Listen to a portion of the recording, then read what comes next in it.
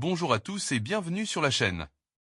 Aujourd'hui, nous allons plonger dans l'histoire fascinante du prophète Ibrahim, une figure centrale dans l'islam, le christianisme et le judaïsme.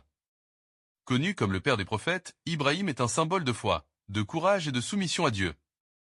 Attachez vos ceintures, car son histoire est pleine d'épreuves, de miracles et de leçons intemporelles.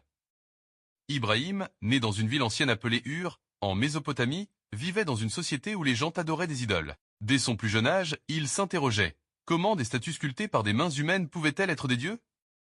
Avec sa logique et son cœur pur, Ibrahim commença à chercher la vérité. Il observa le soleil, la lune, les étoiles, mais réalisa qu'ils n'étaient que des créations d'un être suprême, Dieu, l'unique. Un jour, il défia son peuple. Dans un acte audacieux, il brisa les idoles de leur temple, ne laissant intacte que la plus grande, et plaça la hache dans ses mains. Quand les gens, furieux, lui demandèrent des explications, Ibrahim répondit avec malice, « Demandez à votre grande idole, c'est elle qui l'a fait. » Ce moment marqua son rejet clair de l'idolâtrie et son engagement envers la foi en un seul Dieu. Le courage d'Ibrahim lui valut des ennemis. Le roi de l'époque, Nimrod, furieux de son audace, ordonna qu'il soit jeté dans un immense feu. Mais par la grâce de Dieu, les flammes devinrent fraîches et inoffensives pour Ibrahim, un miracle qui renforça sa foi et impressionna ceux qui en furent témoins. Plus tard, Dieu ordonna à Ibrahim de quitter sa terre natale pour voyager vers une terre promise. Avec sa femme Sarah et son neveu Lot, il entreprit un voyage difficile à travers le désert.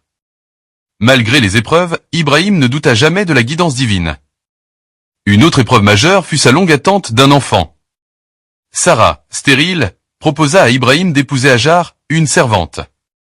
De cette union naquit Ismaël, le premier fils d'Ibrahim. Mais l'épreuve la plus célèbre fut le commandement de Dieu de sacrifier son fils. Dans l'islam, ce fils est généralement considéré comme Ismaël. Ibrahim, avec une foi inébranlable, partagea la vision avec son fils, qui accepta courageusement son sort. Au moment où Ibrahim s'apprêtait à accomplir l'acte, Dieu intervint, remplaçant Ismaël par un bélier.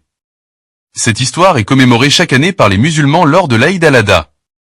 Ibrahim reçut une autre mission divine, construire la Kaaba, la maison sacrée à la Mecque.